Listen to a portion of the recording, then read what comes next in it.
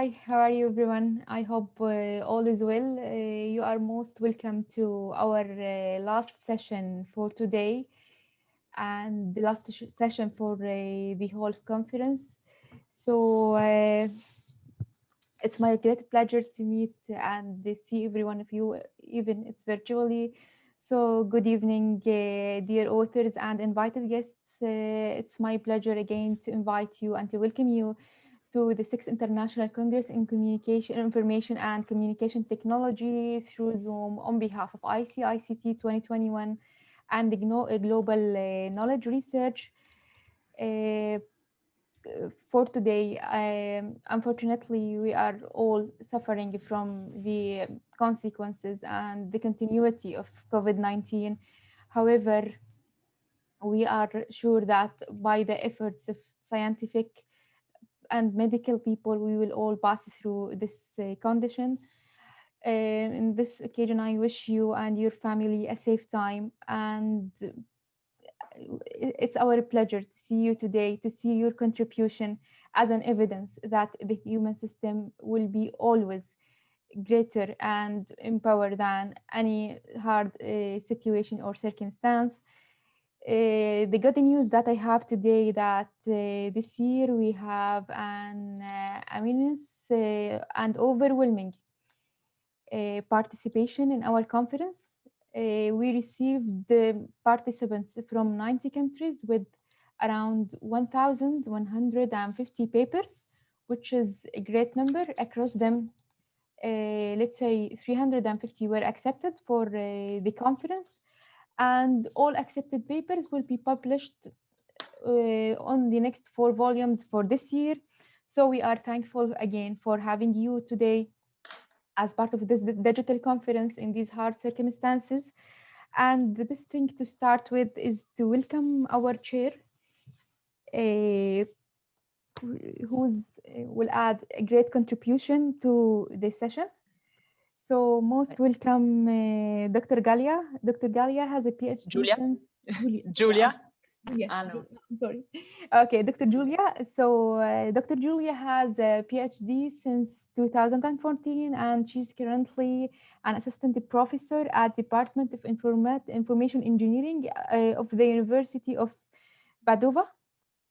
Am I spelling it correctly? Yes. Yeah, okay. Yes, perfect. Since 2010, she has been involved in the signal processing of human data. She collaborates with institutions of companies in the field of rehabilitation, assessing living, and PCI, which is a great contribution and the great involvement between the humanity and the technology. Her current interests including machine and deep learning on brain mescals network as part of EEG and EMG time series and data fusion in heterogeneous human data sensing for future digital health. So most welcome our chair, and it's our pleasure to have you today. So we will go directly to Thank the you very much. presentation. Thank you. So we will go directly to the presentations, Okay. and Thank you. yeah, our first presenter uh, having came from the US to present a paper titled as Digitally Trajectory Prediction Using Temporal Frequency Pattern Tree. Most welcome, Mr. Ranzian, on behalf of your co-authors. The mic is yours. Please turn on your camera if you wish, or share your slides upon the way that you wanted to present. We are all listening. Just a soft reminder that you will have 12 minutes. I will raise this poll when you have 10 minutes, just as a soft reminder, again, to conclude. And the last 3 minutes will be allocated for questions and answers. The rest of participants, please make sure that you are muted to avoid any unpredicted noise. And the questions are welcomed on the chat, which will be discussed in the questions and answers part. So yes, Mr. Yan, we are all listening. Go ahead, please. Okay, so can I share my screen now?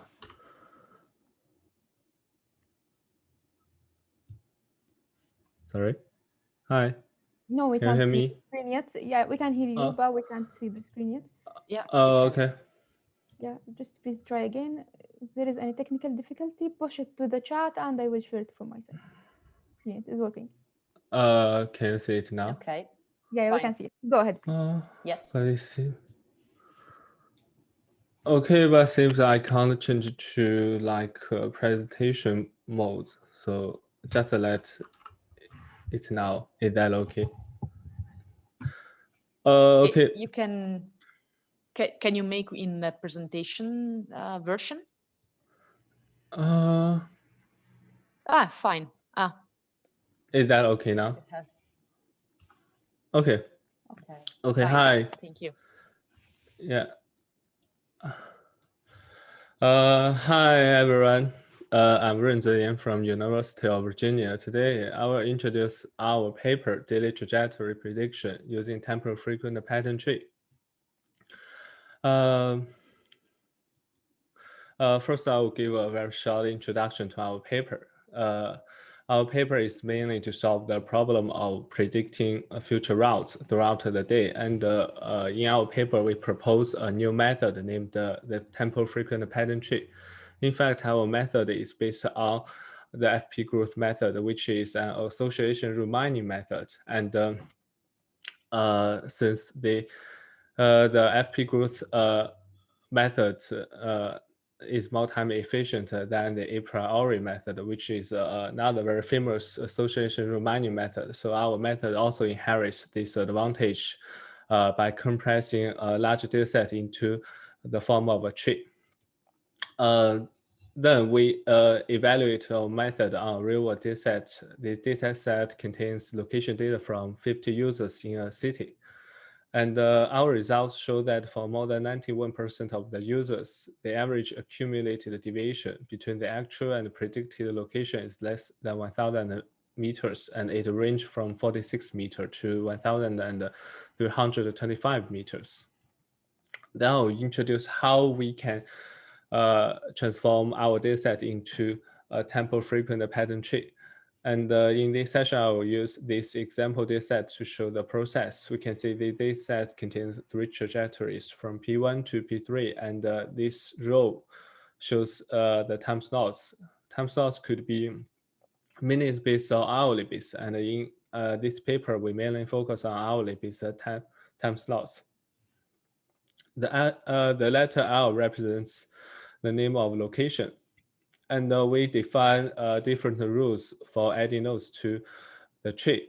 And these rules can be summarized into 3 cases. In case 1, if the location, the node of the location has already existed in the tree, we just need to increase the node count by 1 and increase the frequency of edge by 1. In case 2, if the name of the node has already existed in the tree, but in different time slots, we need to create a new node and create an edge from the most recent node in previous layer to the new node. And if the name of the node doesn't exist in the tree, we need to create a new node and create an edge from the root node to this new node. Now we will show how to create the TFT model one step by one step. We can see this is the root node of the tree, and this is the time ordered time slots. And the first step, we add the node of location L1 in time slot T0. So one step by one step, we add all these location into the tree. And this is the form of the tree after adding a trajectory P1. Then we add the location L1 in time slot T0. Since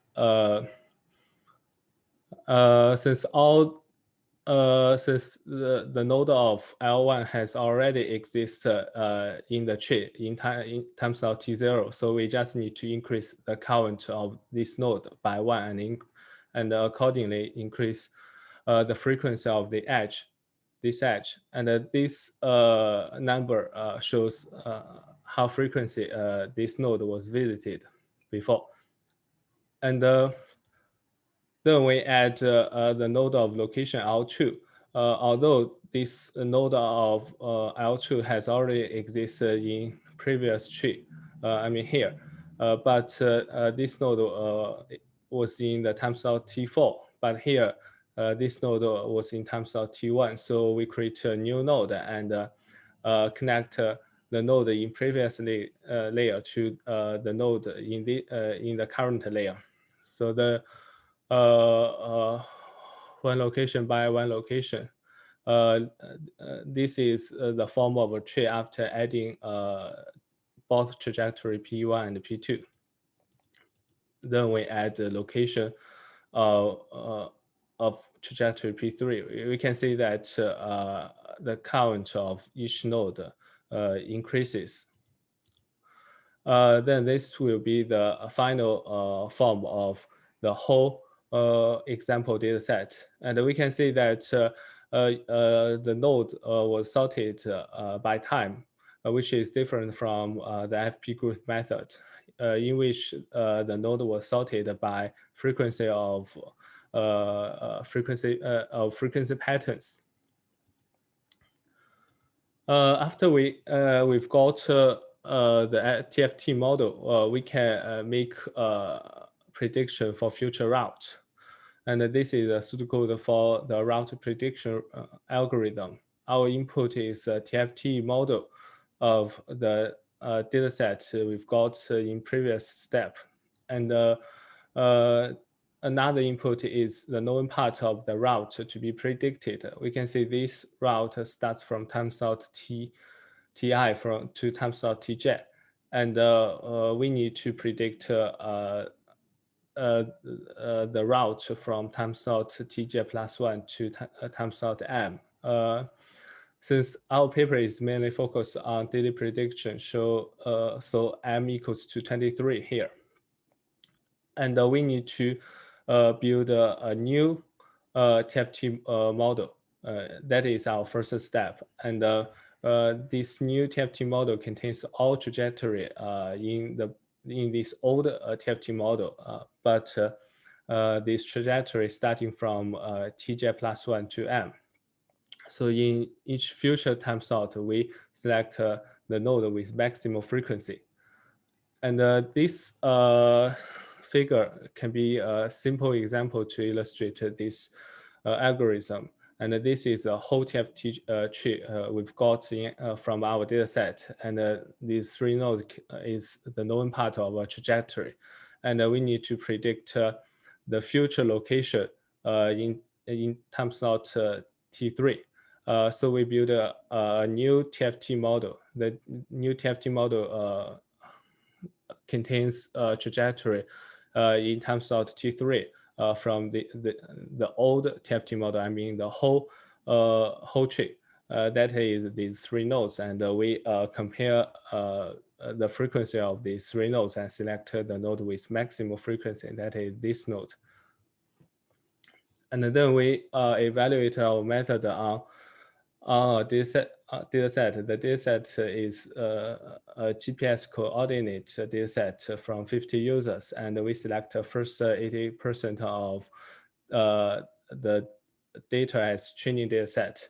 And the average distance between predicted location and actual location was used as evaluation metric.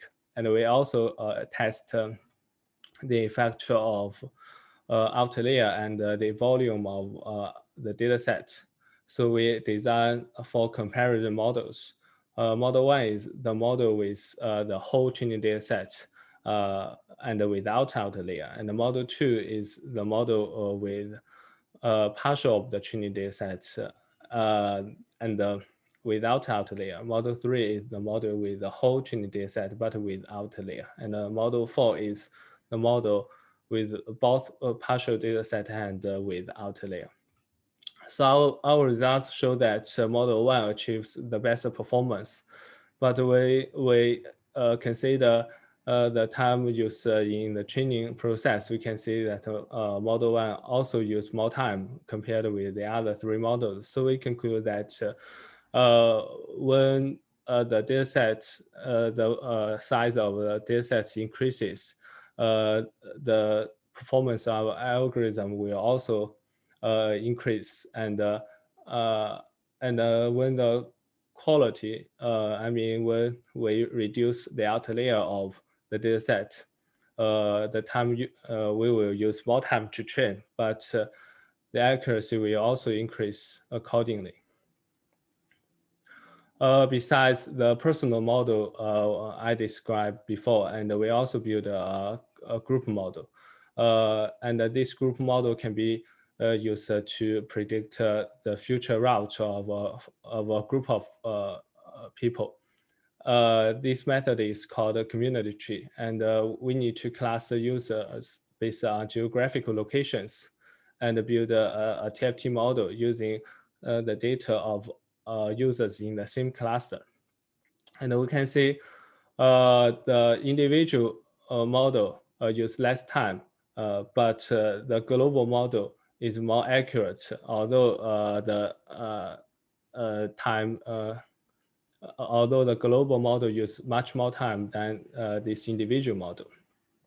But this group model can overcome the data sparsity. This data sparsity can be caused by missing data during data collection. It's a very common problem for when we collect the data.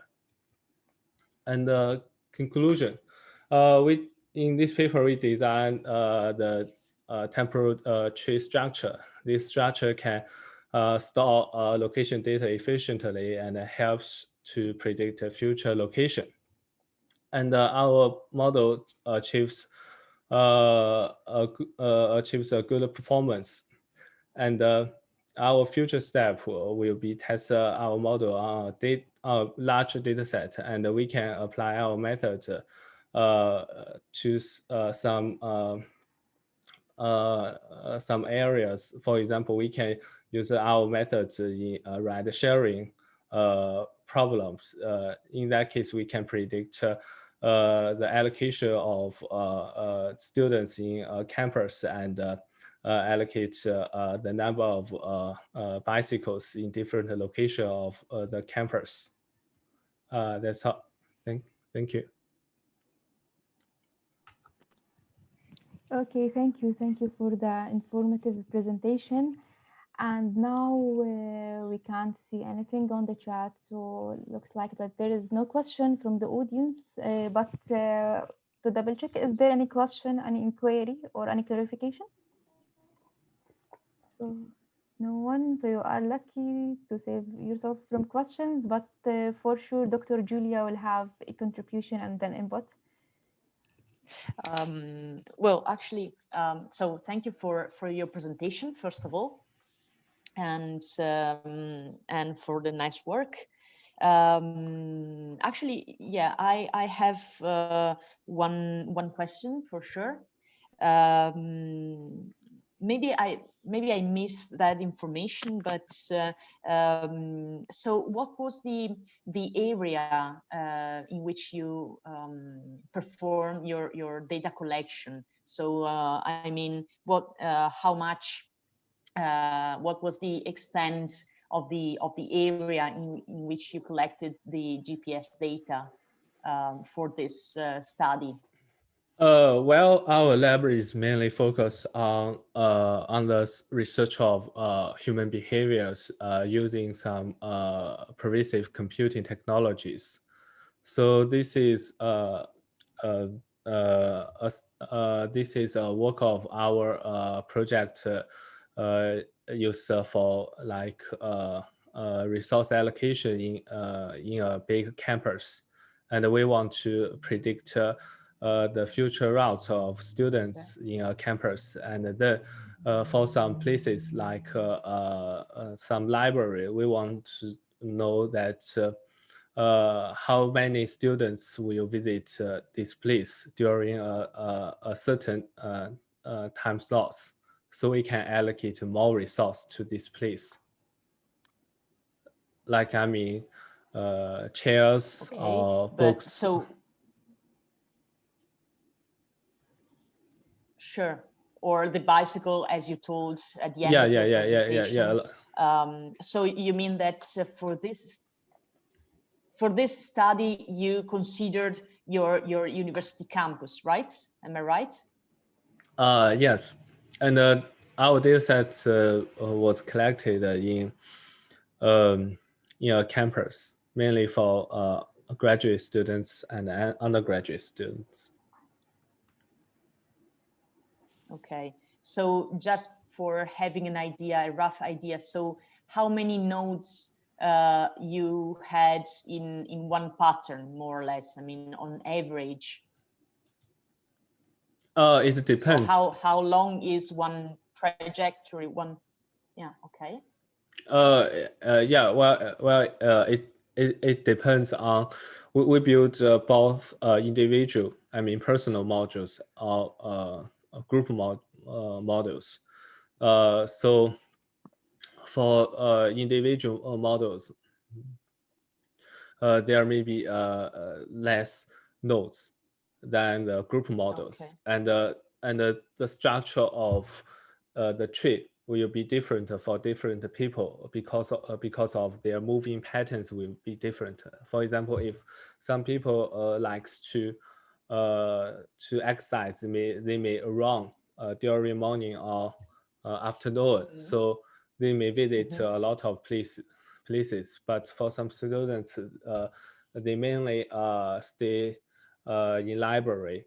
They will have a short length of the trip compared with other students.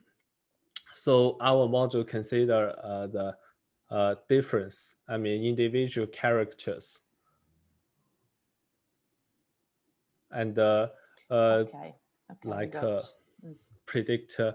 make prediction, consider each person's characters. Okay. Okay. Thank you very much. Okay, thank you, Doctor, and thank you for the great presentation and comprehensive answer. Now we will move to the next presentation. Since some of the audience is not here, I will jump to the third presentation. Sorry, just a small note to make sure that I'm not missing anyone. If your name on the Zoom is different from the name on the presentation, please make sure to rename the screen to make it easier.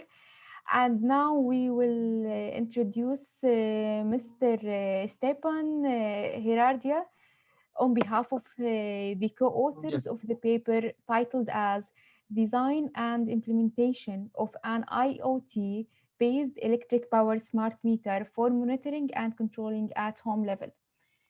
So, Mr. Stepan, you hear me? Yeah, we can hear you. Could you please just Yes. share your screen Okay. and start with your presentation? Okay, thanks.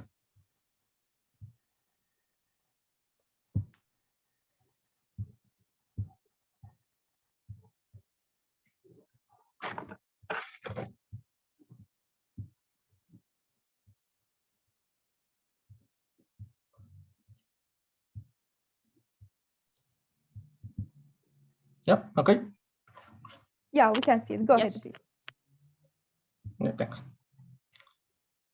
Design and implementation of a IoT-based electrical power smart meter for the monitor and control at home level. Excuse me.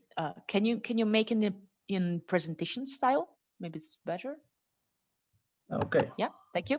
Thank you very much. Yes. Perfect. Agenda. Introduction. The smart meter is a device whose functionality is to sense electrical variables such as voltage and current, process it to obtain power, electrical energy, and cost of energy consumed in the home, while displaying it through a web server to user on their computer or mobile device. This technology grew along with the Internet of the computer era. Patches allow the exchange of information between humans and with a smart device. This is known as the Internet of Things. Evolution of the electrical meter. The first electrical meter is electromechanical. This is composed of potential and current coils for consumption metering. It doesn't have any energy saving plan, and the readings are taken manually by the electrical company's personnel. Digital meter. It has voltage and current sensor. It has no energy saving plan, and the consumption is displayed by means of an LCD screen. Finally, the smart meter. It has an energy saving at home managed plan, remote reading via application and web page, real-time consultation, and it has a microprocessor and server that store the data. The smart meter design. In this picture, this picture represents the following. Raspberry will be the main process of the smart meter. Balena Etcher for flashing of memory card and installation of Raspberry operating system. SAM for installation and creator of local server, database, MySQL, and Apache interpreted. Python program language, read, send, and recite data from the local server to the database. Party creation of a communicate link between Raspberry and PC. BNC Viewer creates a graphical interface from the Raspberry to the PC. Nmap to find the IP address of the Raspberry to connect to. Finally, supplying text is a text editor used for the creator of the code for its easy interpretation. The smart meter structure. The main process receives information from the sensor and send it to the database, which is applied to the cloud via the NG-ROC server. And the end user can access this information through a smart device.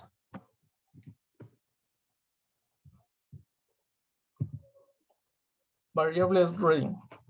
Voltage and current are the variables to surveyed in order to determine the consumption of household electricity.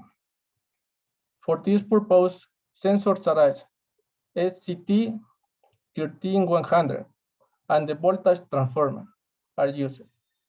And their signal must be conditional since the microprocessor inputs access maximum value of 5 volts DC.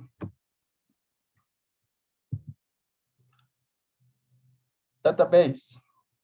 The database is the main storage system of the smart meter, in which the user behavior is recorded, while allowing access to it in real time of subsequently indicates its value in a graphical interface that generates awareness of energy savings.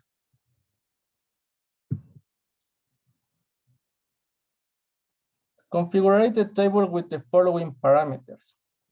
ID to record the data number of time INT since it is an integer value.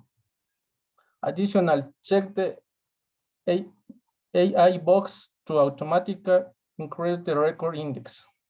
Day to record the hour, minute, and second in which the measure was taken of type time and the full value current time.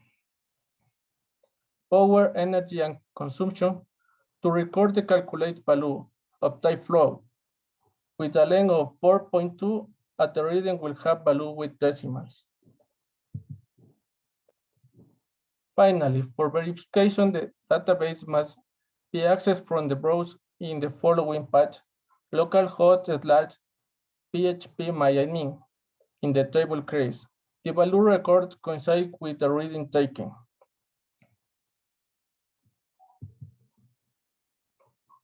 Graphical Web Interface. With the help of PHP and JavaScript programming language, web page containing dynamic and intuitive graphical user interface are developed. These languages are open source compatible. PHP determines the value of the plot and links to Java, which has the structure of the graph with the database in MySQL. In the order for the consultant to be the daily or monthly consultation, the user must enter in his browser the following path: localhost/minu.html. Graphical Web Interface, graphical method. In this method, there will be two options: a monthly or daily search, with which you must specify in the month or day fields, depending on the case. The value of energy consumption on that day will be indicated.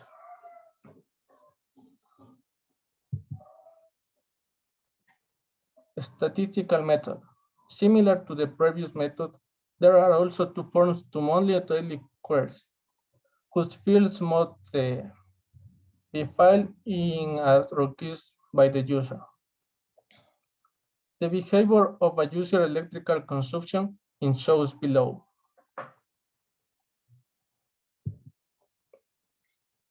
Bar graph. Finally, the last method is the monetary historical method, which registered by means of a bar chart similar to invoice of the energy distributed companies, but the total consumption of the month and its amount in dollars.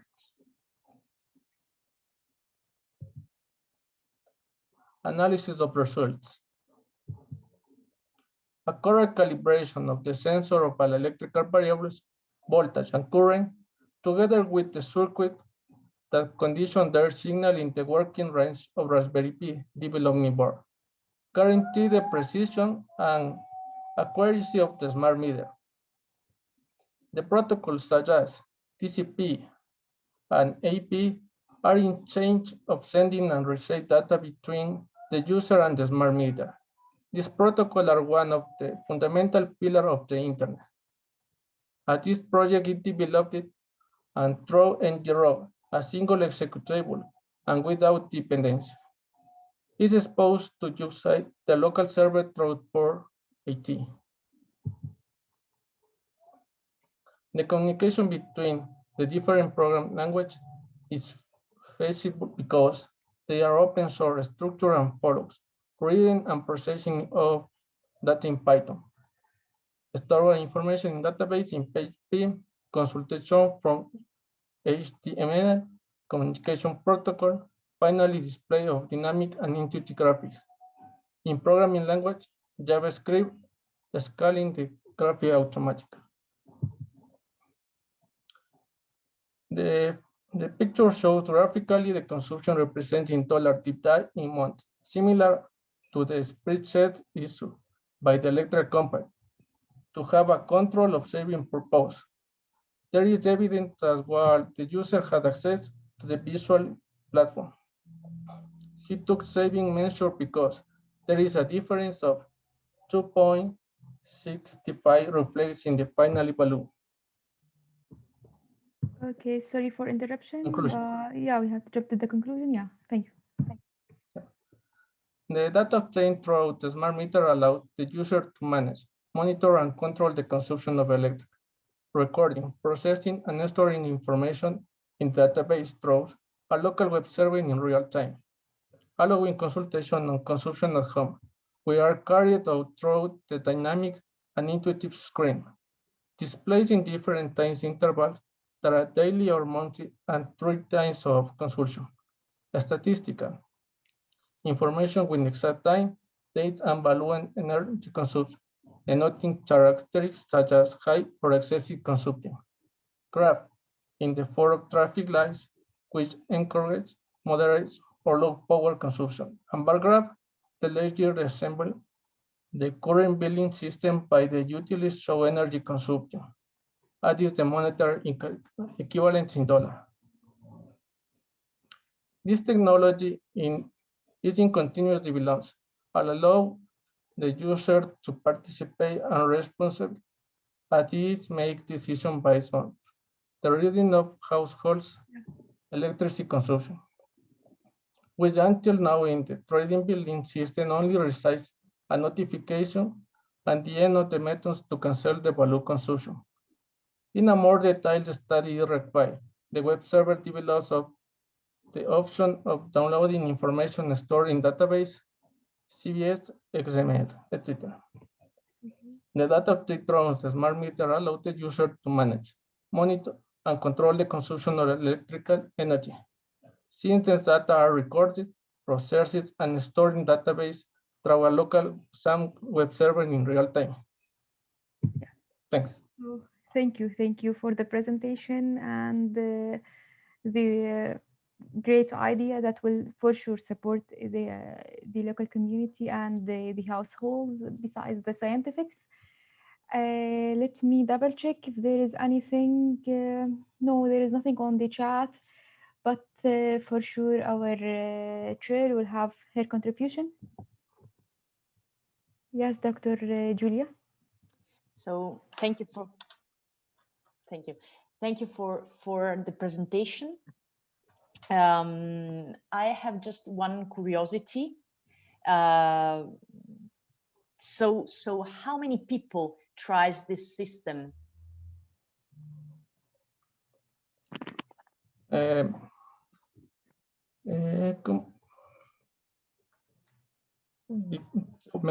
For in my house, in friendly and friends, because Okay, so because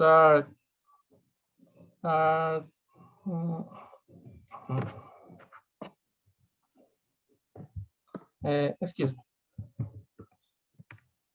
Yes. Because knowledge of electricity. Only friends around 15 friends, you mean colleagues? 15 or 20 okay, so friends, technicians. Database. Okay, so my second question is, did you involve also non-technical people? Yes. Okay. My friends and I, electromechanical engineers. Okay. Okay, so I don't have any other questions. So okay, so yeah, thank you very much, Dr. Julia, and move thank you on. for the presentation. And some of the notes that was mainly focusing on the sampling technique, and who will participate in the sample, which will be considered as an enhancement for the final paper. And now we will welcome our next presenter on behalf of the co-authors of the paper titled as The Case of Fabric and Textile Industry, an Emerging Role of Digitalization, Internet of Things, and Industry for Circularity. So welcome, Ms. Malhat. We are all listening to your presentation. Could you please share your screen and go ahead? Yes, sure. Thanks. Thank you. If you stop sharing, then I can share. Yeah. Just push it from your side. Let's see what we can do here. Yeah. Yes. Thanks a lot. All right. So just a sec. I think you can see the screen now. Yeah. And I will put it. All right. So yeah. Hello, everyone. I'm gonna present our paper about the case of fabric and textile industry, the emerging role of digitalization, Internet of Things, and Industry 4.0 for circularity. So some short information about me. I'm a junior researcher at Lund University in Finland, and I'm working in international business and entrepreneurship team, LBM, Lund Business School. And my research field is in the role of digital technologies in circular ecosystem. And my focus industries for this field is textiles, food, and smart products. I'm also working on some European project about hydrogen utilization and green energy. And also I put some of my information, so please feel free if you want to like connect or add ask some questions about the project or anything if you're interested. So first of all, we'll explain what the circular economy is and what are the principles of circular economy. Well, it is a system which is based, which focuses on reducing the waste and emission by designing out waste and pollution, designing the negative impacts of economic activities on environment and human health, such as greenhouse gases and toxic materials, air, land, and water pollution. So also the structural waste is included. So for example, traffic congestion. Second principle is keeping the products and materials in a longer cycle so that they will keep longer time and they will like last longer time, and also they will keep their highest value. For example, with the designing for durability, upgradability, reusing, and so on. The third principle is that we use the regenerative natural system instead of, for example, fossil fuels. We want to aim on utilizing renewable energy and resources, but not non-renewables. So that, of course, we will eliminate the usage of natural resources as much as possible.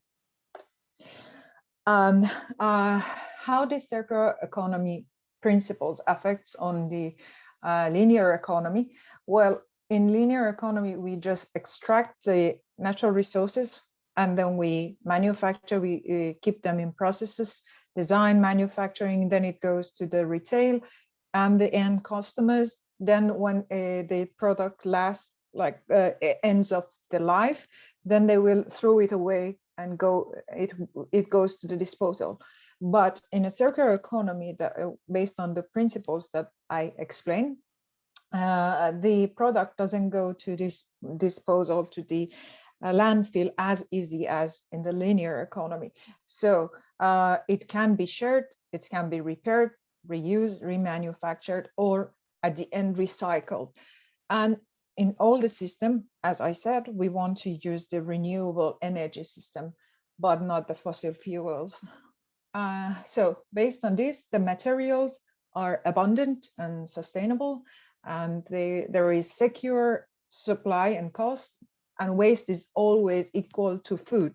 So we use the waste of products or materials in producing or manufacturing the new products so that they just don't go to waste easily.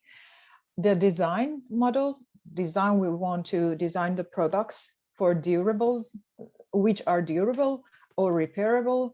The modular products we want, and upgradable products, so that if some parts of the product is, for example, broken, they could be easily changed with another one, or if the new model or new type of the product comes out, it can be easily upgradable, so they can change some part and they can upgrade the product and not easily just change the whole product with another new one. And then design for disassembly. So this is one of the most important part as well, because we want the product to be disassembled easier, and so that it can be easy for repair or remanufacture.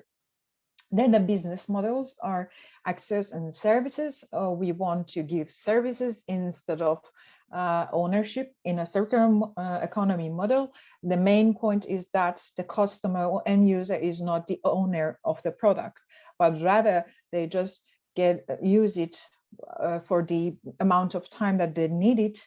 And the owner is always the manufacturing company, so they can take back of the material and products that they want.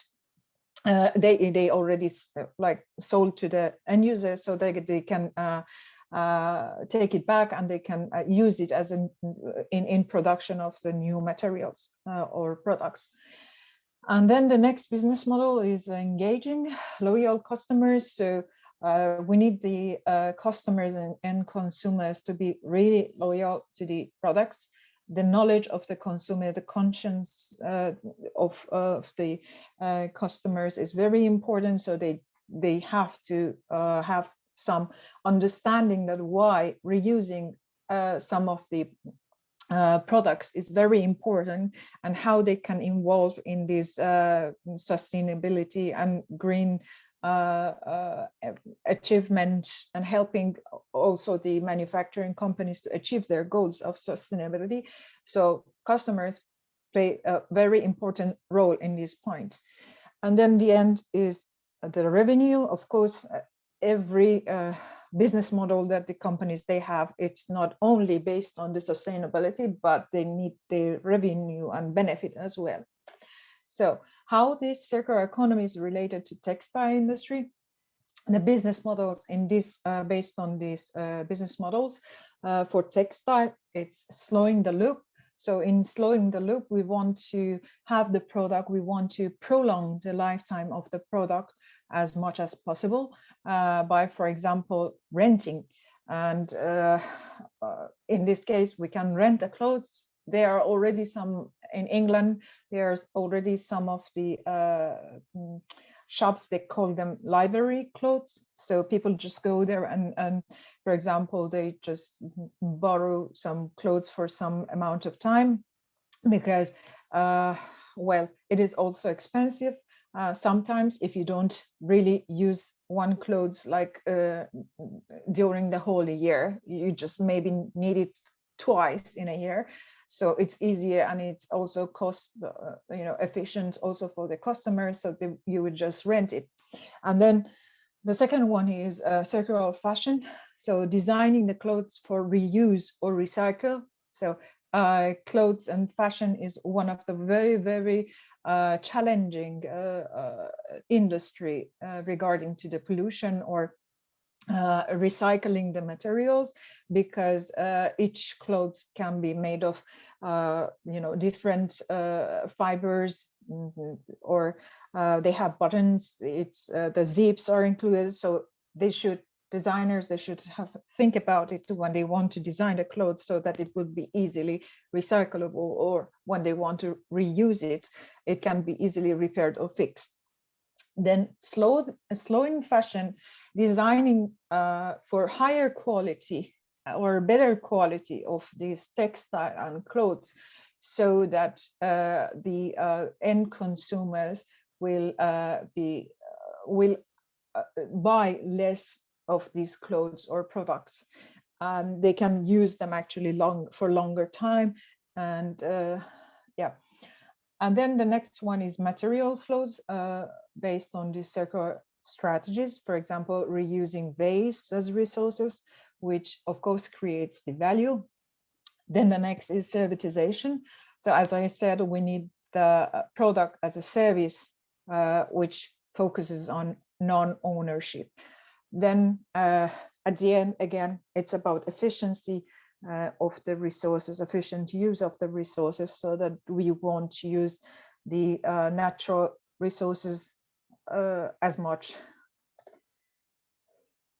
So the principles based on that of the circular fashion, we can see it from two perspectives. One is the producer perspective, and the other one is the customer perspective.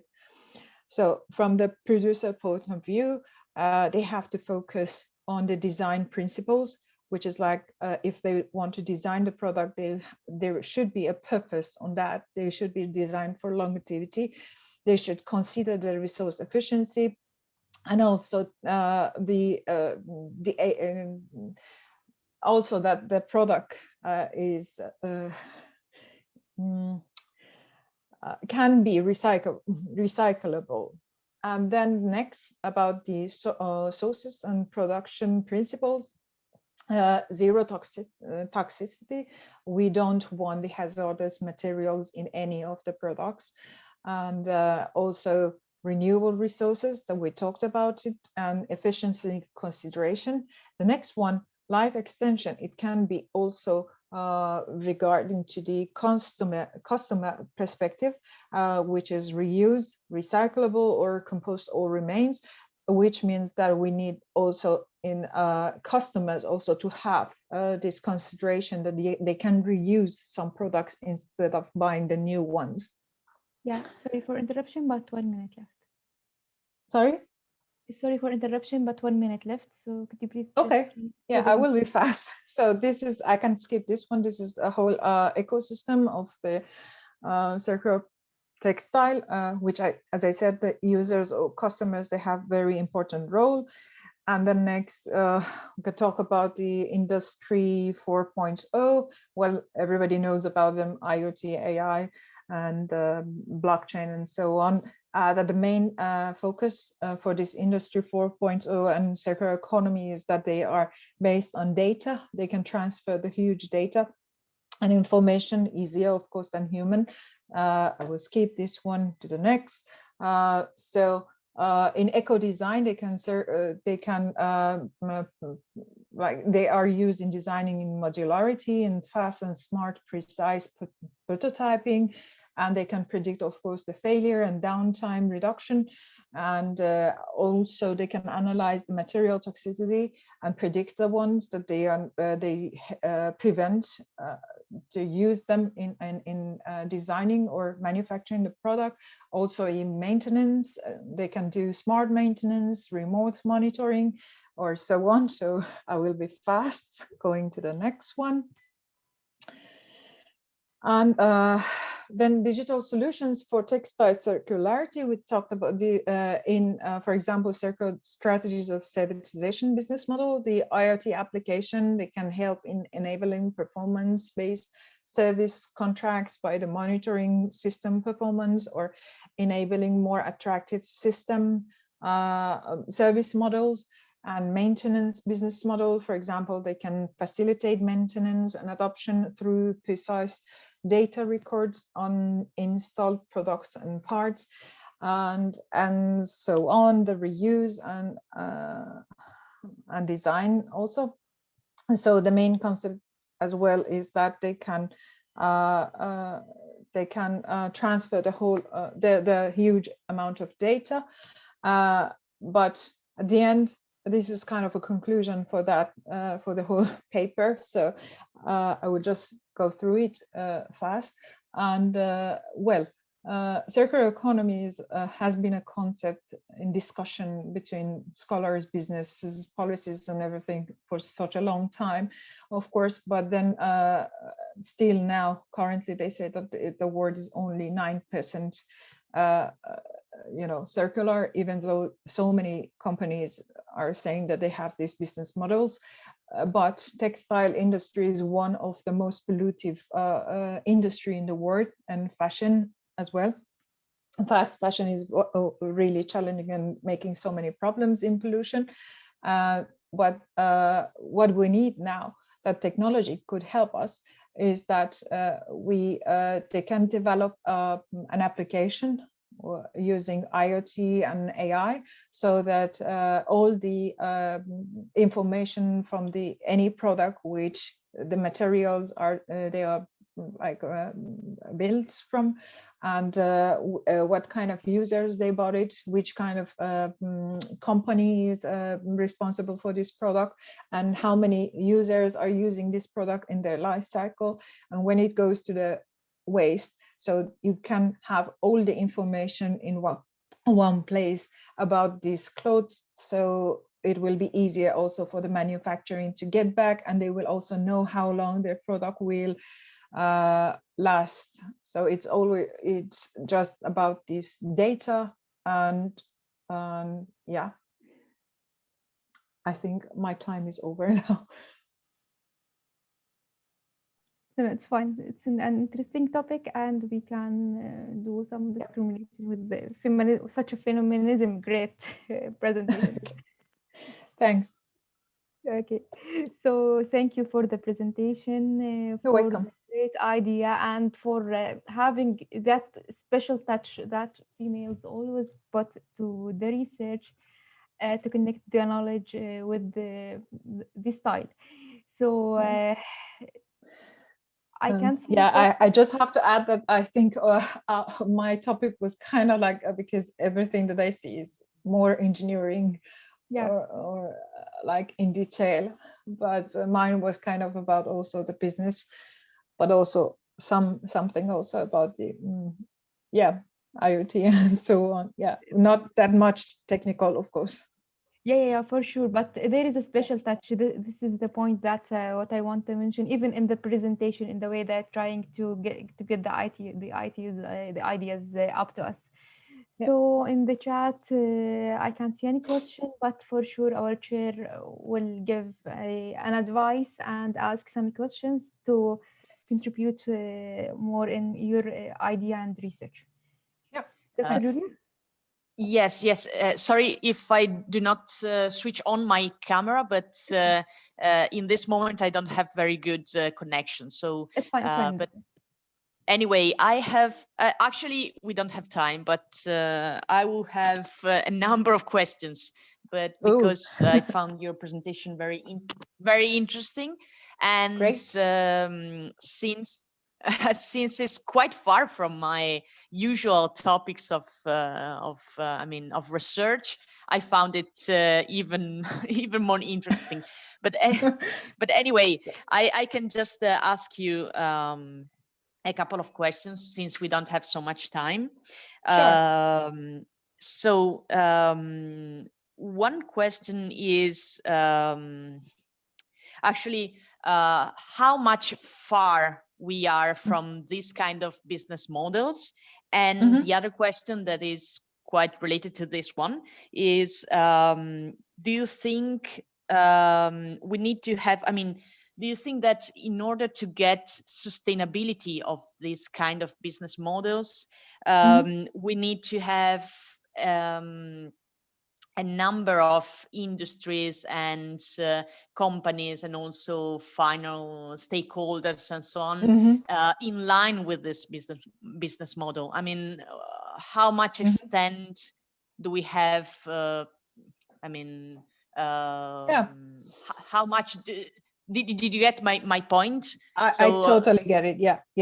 Okay, I can answer. Yeah. Well, that's very interesting point of view that you're mentioning, because now one of my focuses in my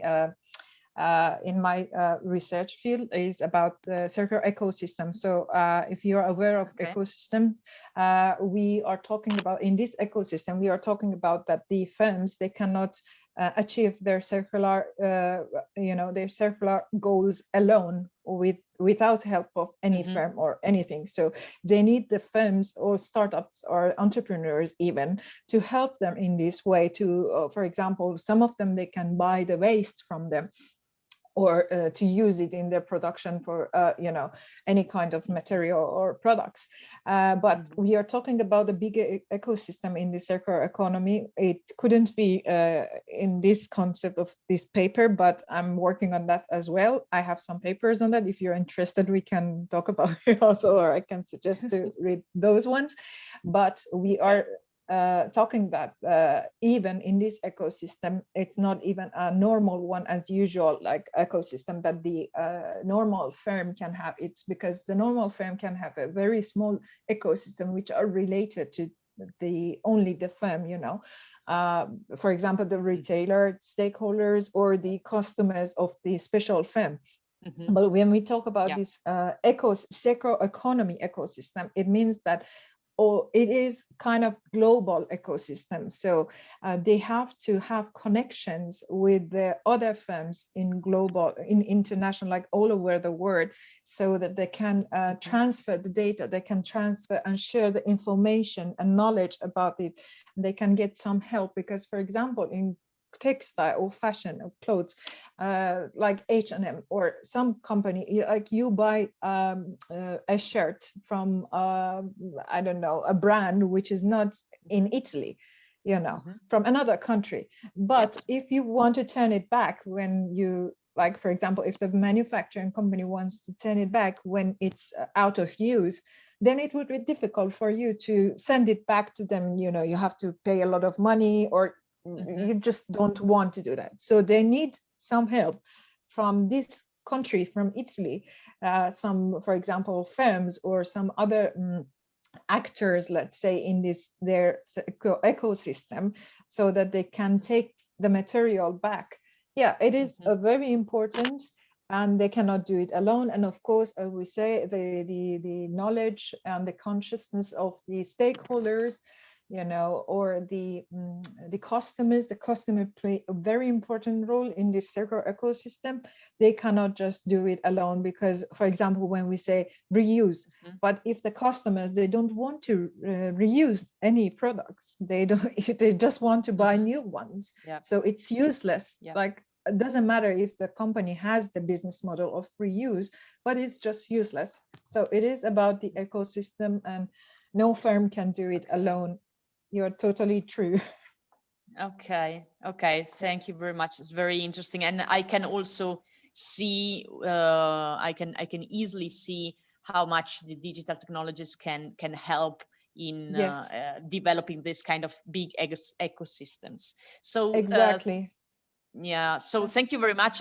We cannot talk more than this, but maybe we can have other opportunities. So thank you very much. Feel free to contact me. And like, I think there is I can send you a message, my email. So feel free to contact me anytime. Yep. Thank you very much. So welcome. Okay, maybe we can move on with the next speaker. Turn to the next presenter, Mr. Yalmar, on behalf of the co-authors, who will present an idea of the paper titled as Practical-Based Physics for Interactive Application, the authors from Peru, and we are all listening to you and your presentation. Could you please share your screen, and if possible, make it direct to the key points, because our time is unfortunately limited. Okay. Yeah. Can you hear to me?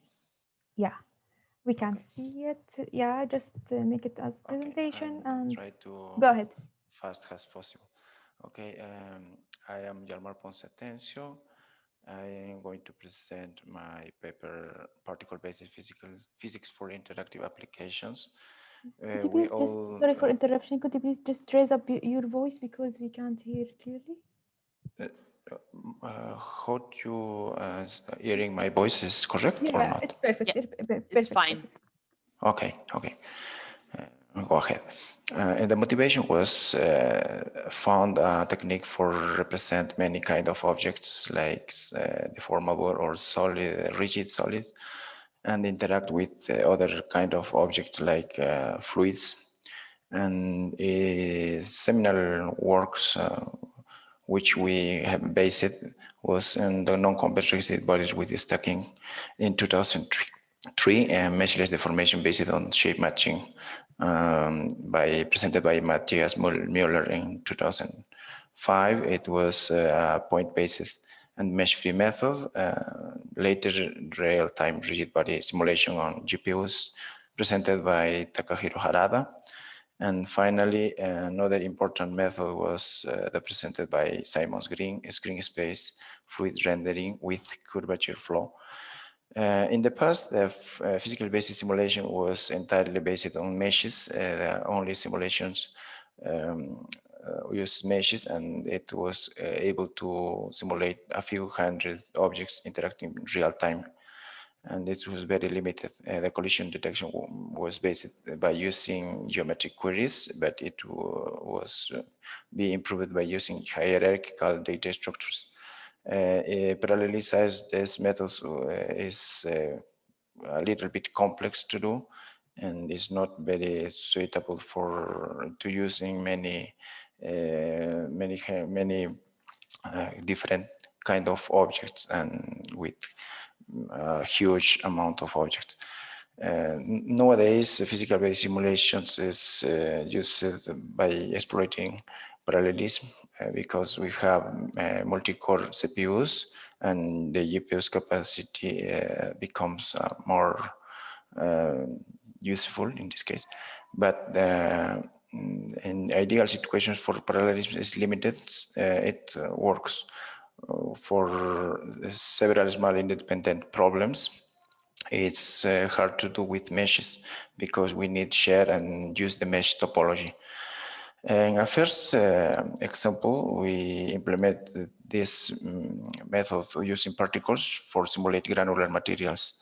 And granular materials are represented by particles where each particle have some few properties, for example, position, velocity, and radius and mass.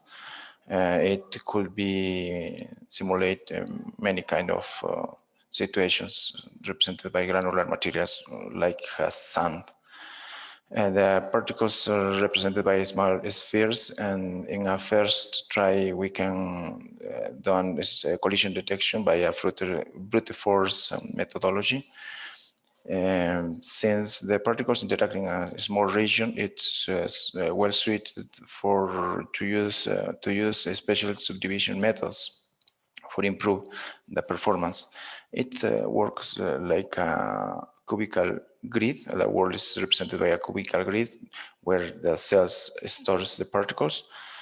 And essentially it could be improved by considering the neighborhood for each particle is only the 227 cells. And it could be improved by using NVIDIA CUDA, OpenCL, or even GLSL libraries in order to use the GPU. It could be reduced dramatically to the time computation. Best GPU sorting methods could be used in order to improve. The algorithm works mapping two large arrays, array of the positions of the particles, and another array, the index where the other array is placed, each one. Later, that is sorting and is queries for the collision detection process. Finally, the update of the particles are by using the Newton laws for computing the velocity and the position. And first demo could be achieve a result container with many small spheres interacting between them. For rigid body simulation, we can consider each body can move and can rotate. And in order to do that in GPU, it was introduced the work by Takahiro Harada in 2007, where all the computations are entirely done in GPU, particle dynamics, generations, collision detection, momentum computation, and body dynamics. In order to represent the rigid body, a voxelization process is needed. It could be done by subdividing the mesh in small boxes and place a particle in each box. It could be discretized in different resolutions in order to represent the best way to represent the body. You can use an ocre-based or image-based techniques.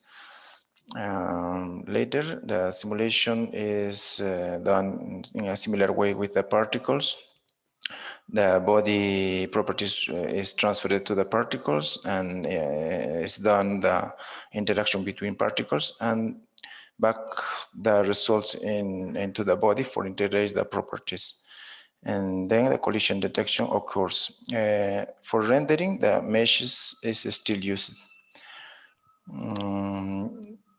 Similar to free particles, firstly is needed to compute position orientations, and the collision detection is done the same way as the free particles, generating repulsion forces.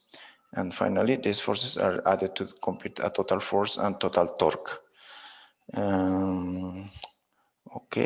Finally, updating the rigid body properties, computing the momentum, and the new positions or orientations are computed using the linear and angular velocities.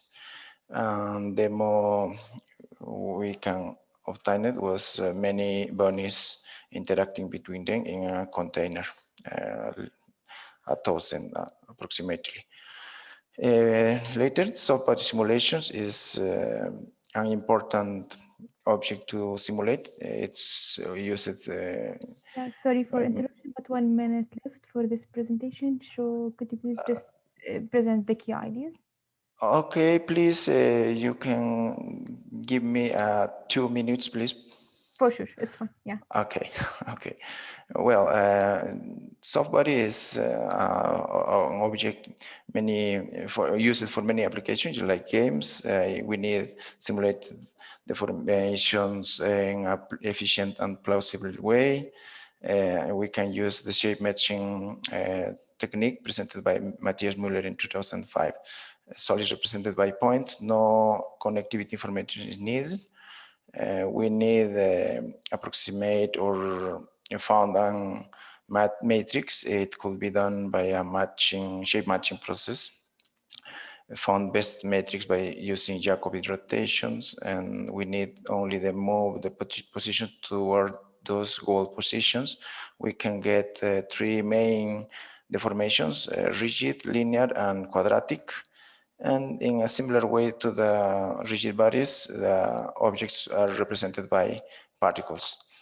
A demo is presented here. And finally, the smoothed particle hydrodynamics, SPH, is used for represent the liquids, no? But in this case, we have a disadvantage to reconstruct the surface of the fluid to render, in order to render. But in this case, we have a screen space rendering technique presented by Simons Green in 2009. It works by rendering multiple times in order to smooth the image and represent a surface to the fluid or liquid. And demo is presented here.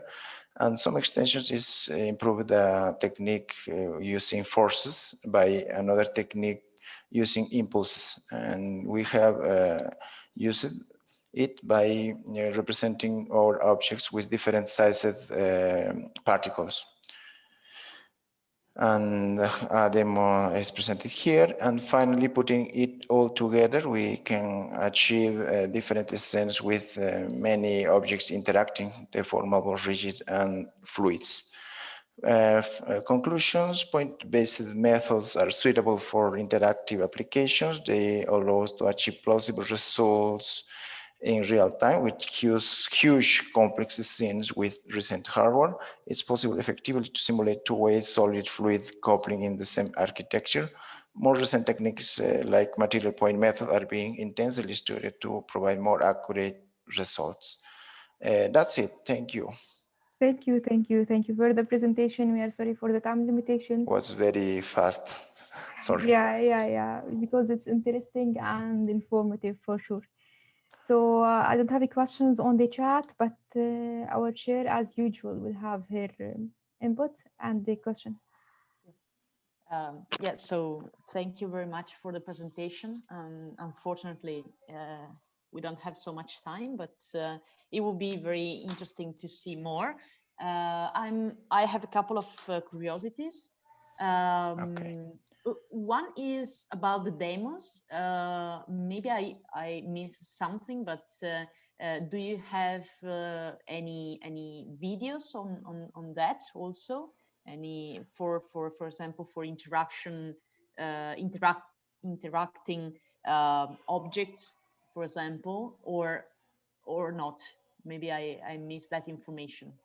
In this computer, which is I'm using, I haven't the videos, but the final image you can here. I am showing how our method or implemented method is interacting between all the bodies in real time. It's actually an implementation in C++ by using OpenGL for rendering and NVIDIA CUDA for the GPU computations. Okay, and what about the time for rendering, for having these results? Well, what is the time range? All the computations is done in real time. It is about 30 or 40 frames per second. Okay. Yes. Okay. In this scene, I think it's about 1 million of particles for rendering and simulate all the objects. Okay. And what about the space resolution? I mean, do you have because I saw that you showed some different size. You have different scenarios with different size okay. of the particles. So what is the how can I say, Yeah, the there's smallest screen particles that you resolution. can? Okay. Yeah. Well, Okay. in this case, the resolution is like HD screen size is in real time, no problem. And I think it's full HD is real time too. 4K, I don't know if it's real time. Okay. Okay. Okay. Thank you very much. Very Okay. interesting. Okay, Thank you. thank you all. Thank you for the presentation. And since we are coming from economic perspective, we will sell a minute for £5 because we are already behind the schedule. So please try to make the most of the time. And now we will welcome our next presenter, Mr. Jeff Stanley, on behalf of the co-authors of the paper Chatbot Accessibility Guidance, a Review and Way Forward.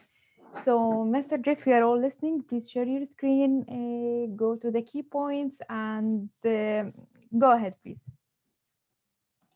Hello, can everybody hear me? Yeah, we can see hear my you, screen? and we can Yes. see the screen. Yeah, go ahead. Yes. Great. Okay, well, I'll try to be brief. I'm Jeff Stanley, a lead systems engineer at the MITRE Corporation. And this is also kind of a less technical paper. The MITRE Corporation is a not-for-profit organization. We collaborate with several different US government agencies, including Department of Defense, Homeland Security, Veterans Administration, Census Bureau, Internal Revenue Service. And one of the trends that we see across a lot of these agencies is an interest in using chatbots to provide around-the-clock service. Now, according to federal regulations, all web content needs to be accessible for people with a variety of disabilities. And the US regulations point to the Web Content Accessibility Guidelines, which are published by the World Wide Web Consortium.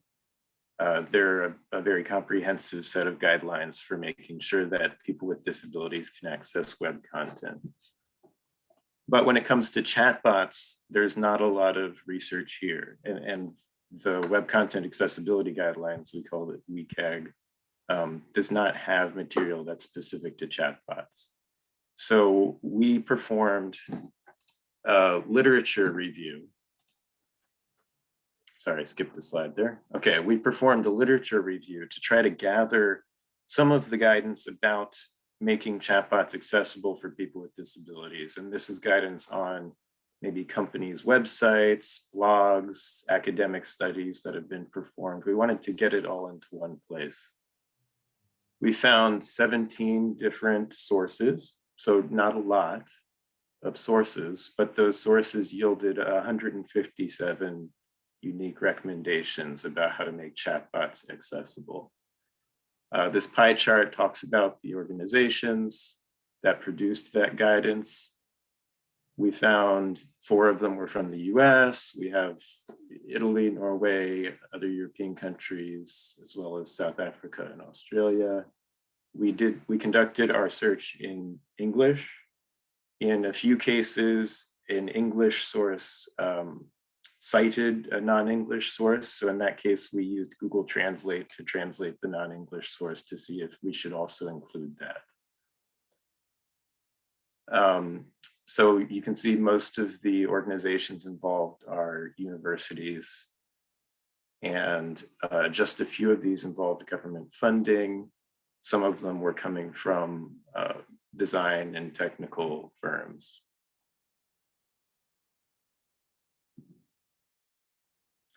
Some trends. All the guidance was relatively new. except for one source we found from 2008.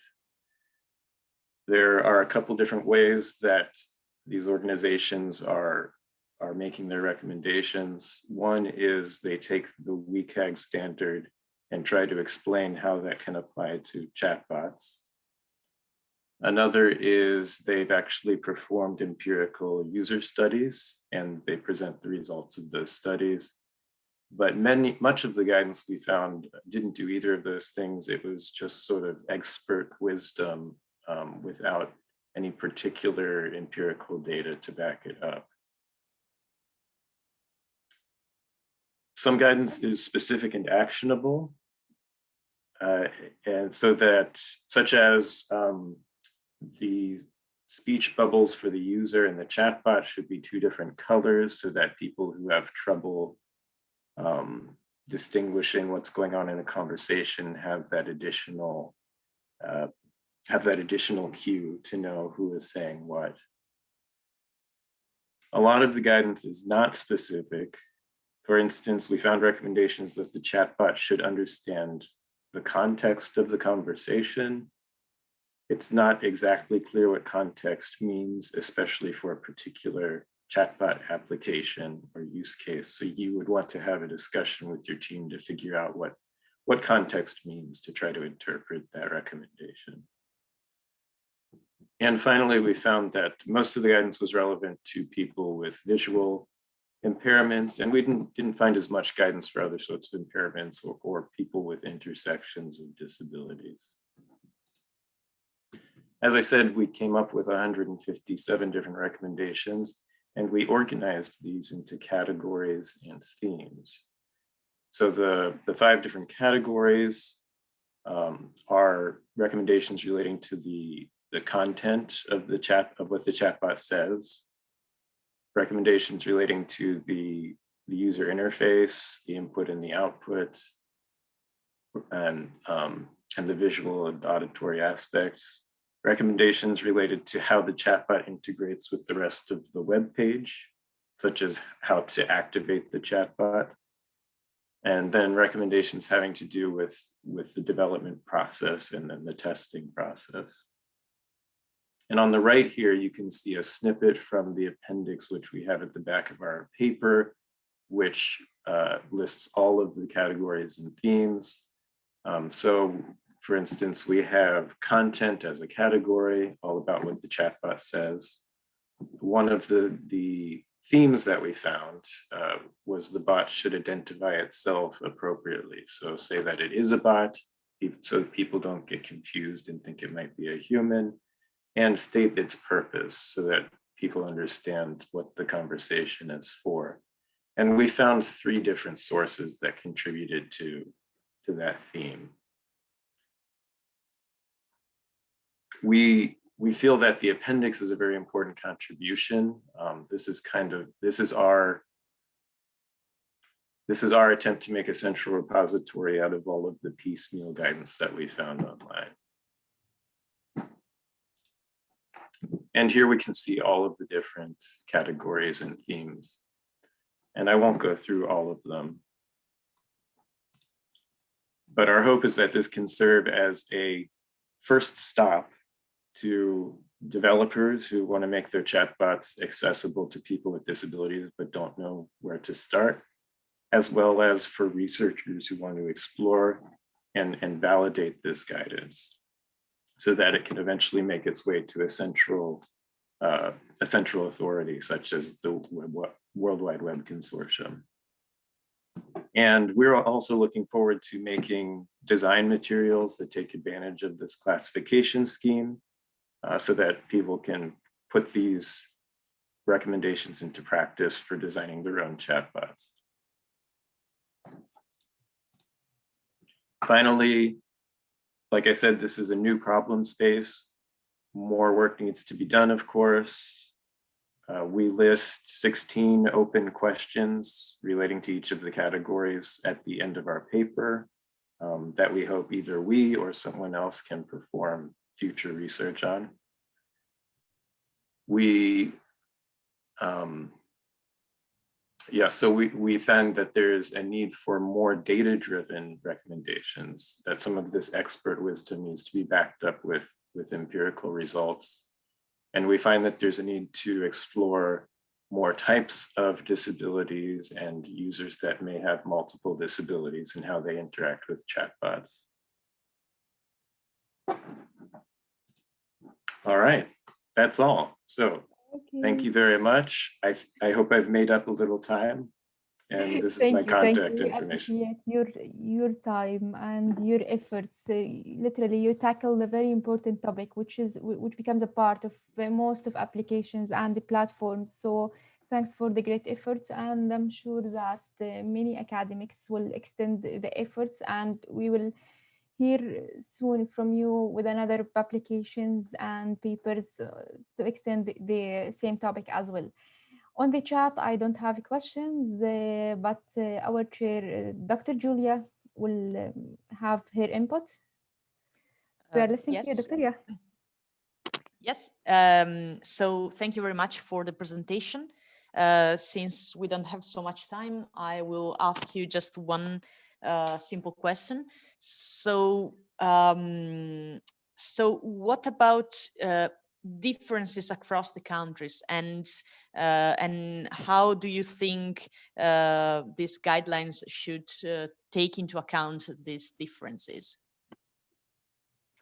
Can you maybe give an example? Well, I think that the way to access contents and also the expectations of different users from different countries could be different, but within the same country, maybe we expect to have we can have similar expectations, okay, or similar way to access a content. So I think I don't have a concrete example, but I can easily think that Italian people can expect to have some kind of interaction with the system, or with some institution or system, while other people from other countries can have a different one. So I was just wondering how much, or if you think that this kind of differences across countries could have an impact or a role in these guidelines, in developing guidelines.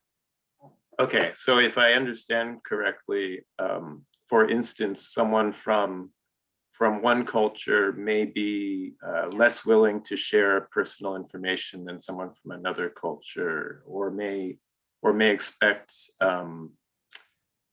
the chatbot to be more expressive than someone from another culture, or something like that. Is that along the lines? Yeah, okay, exactly. Yes, I think that is a very interesting line of research that should be explored. Because we're really focused on people who have recognized disabilities, we want to first kind of lay the foundation by looking at what's essential to make sure that these people can have an experience that's similar to that of someone who does not have a disability. So we haven't gone too far into the cross-cultural aspect of it, but I personally am very interested in those sorts of questions. So thank you for bringing that up. Okay, thank you very much. Okay, so we can consider this question as an idea to see you then next year on the next presentation and more comprehensive results. And now we will do the closure with the last presentation. Welcome, Mr. Georgi, on behalf of the co-authors, to present your paper titled as SACPDE, Self-Adapted Control Parameters in Differential Evolution Algorithm of Antenna Design Applications. Okay.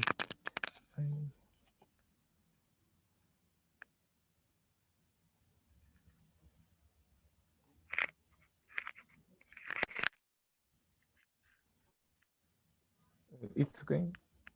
Yeah, it's Yes. presented, but Yeah. possible. Yeah, perfect. Go ahead. Okay. Hello, everyone. My name is Jorge Ordóñez. I am an electronic engineer and today I'm going to present the paper SAPTE, Self-Adaptive Control Parameters in Differential Evolution Algorithm for Antenna Design Application. This work was developed by a group of researchers from the Salesian Polytechnic University of Ecuador. The names of the researchers are Danilo Poveda, Jefferson Dominguez, Luis Guerrero, Paul Chassi, Jorge Ordóñez, and Tatiana Jara. Um, the agenda for today is as follows. Introduction, differential evolution algorithm with it, implementation of SACD in patch antennas, results, conclusions, and future works. As an introduction, we can say that one of the most important elements within telecommunication systems are the antennas, which are responsible of transforming electrical signals in electromagnetic waves. A model widely used are patch antennas, which can be implemented in different communication technologies due to their size reduction. All the parameters of these antennas, such as gain, directivity, radiation pattern, polarization, reflection coefficient, and bandwidth, can be optimized in various ways. One of the most used optimization techniques are the metabolistic optimization algorithms, which within a search space are intended to explore it and exploit a set of optimal solutions to meet certain desired characteristics in antennas. There are several metabolistic algorithms focused on solving optimization problems. Sorry, Jorge, sorry. Yes. Maybe you have your mic that is producing some noise also. Yeah, so maybe you can have it more closer to your mouth. Probably is better. Thank you. Oh, okay. Yes. Okay. Uh, Yeah, you you can can try hear. to.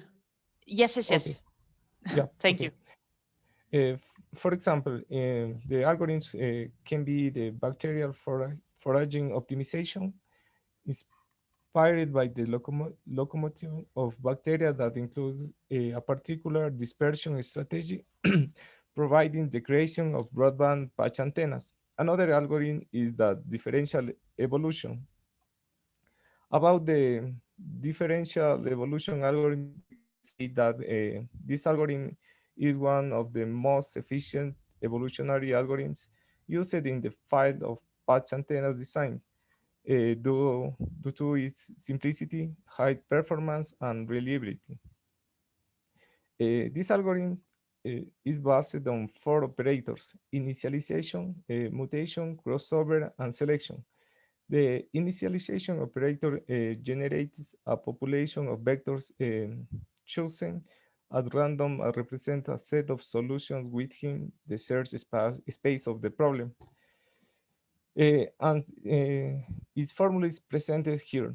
The mutation operator adds a proportional difference of two vectors, V2 and V3, to a third vector better on the combination of these three together with the mutation parameter key here generates a mutant vector W, where V2 and V3 are randomly chosen vectors. The best is the target vector. These values are obtained by the fitness agent, being the best solution found so far. Therefore, what we did, the algorithm is the basis of our research. It contains control parameters that determine the quality of the solutions, the efficiency of the search, and the speed of convergence. These control parameters depend on the specific problem to be optimized. We propose a new self-adaptive technique in the control parameters of the differential evolution algorithm.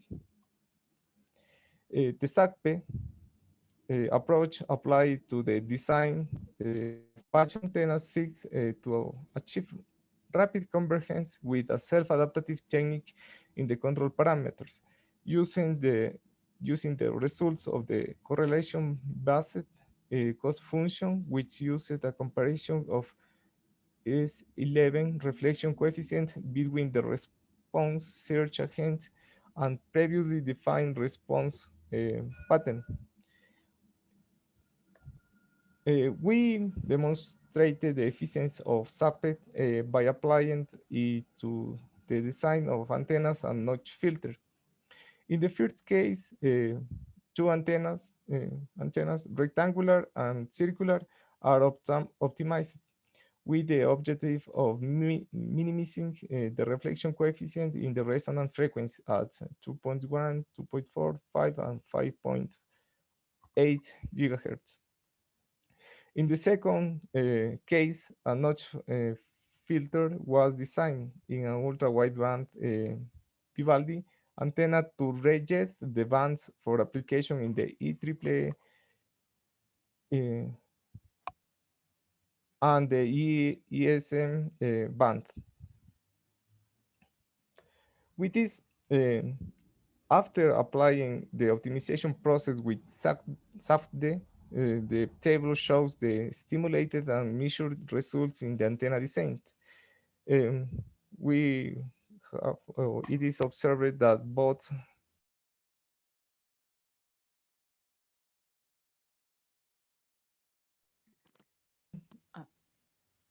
is okay. I miss your. Sorry, is similar, and in the other case, the expected frequencies here are rejected. Finally, for its part in this figure, we present the measured and simulated results for the 2.4 gigahertz rectangular antenna and the rejection band for 5.5 gigahertz of the ultra bandwidth antenna. It can be clearly seen that the values of is11 in the first case resonant right at 2.4, and in the second case they reject in 5.5 reject the frequency.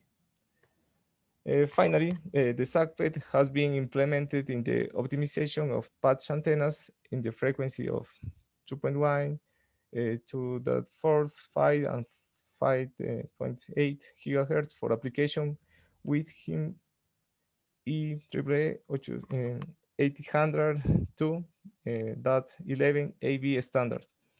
The results obtained have met the established objectives, minimizing the reflection coefficient in antennas with 2- and 3-dimensional optimization problems. Also, the antennas with H-shaped notch filter rejected the radio band reserved for industrial, scientific, and medical purposes. The simple structure, good performance, and compact size of the antenna make it a good option for several UWB applications. The advantage of SACPE is the fact that it is not required to perform the configuration of these control parameters to trial and error. The proposed algorithm requires only the adjust of two parameters, the size of the population and the number of iterations. In addition, SAFT comes with a dispersal strategy that allows to examine other search areas in order to find new possible solutions in case of search clogs in local minimum solution. Finally, SACPE was compared with other standards, demonstrating that the proposed optimization approach converges more quickly, thus reducing both the iterations and the computational time to reach a global solution. For future work, the proposed algorithm will be used in the optimization of multi-resonance frequency, radiation patterns with linear and nonlinear array of antennas. Here are the reference of our work. And finally, thank you.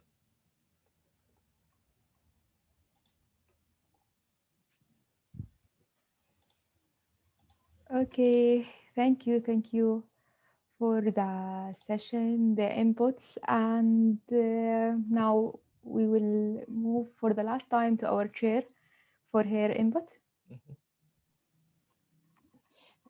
Okay, so actually, can you show again the slides 8? I would like to ask you one question on slide 8. Slide 8. Okay. Okay, this one. So you said that. So here we are actually seeing the comparison of the performance among the different antennas, right? That you used, right? So so I can clearly see that there is a rejection on Yes, the left side. So what about the right side?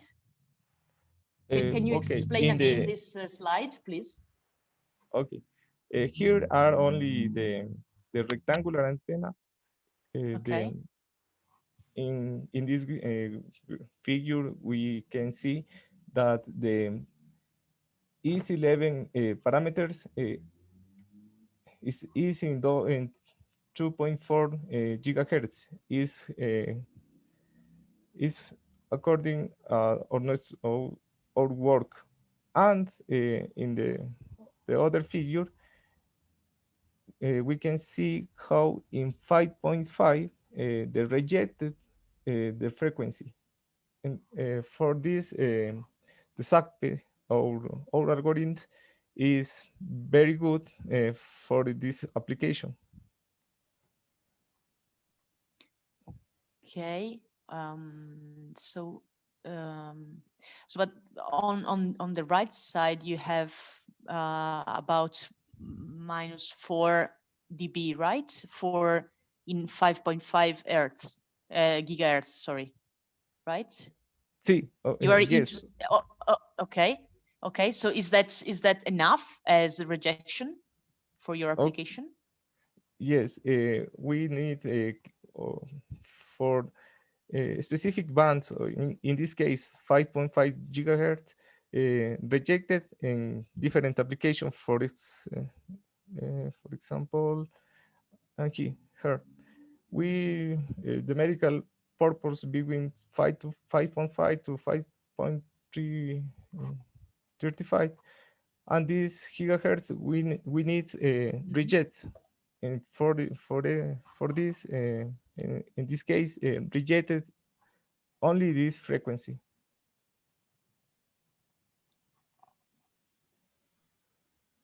Okay.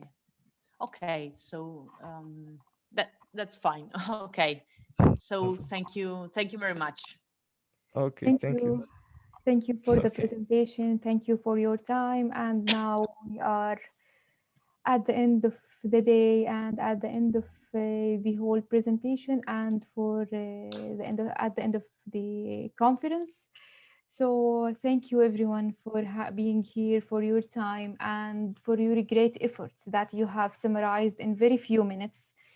Even though it deserves hours of listening and the discussion, we appreciate every single moment that is spent in contributing to the knowledge, to the research, and to the science to make our life come better, mainly in these hard circumstances that the human system is passing through due to COVID-19. You gave an evidence that the human system and the researchers are the first and the only brave fighters against anything that will make our life went worse.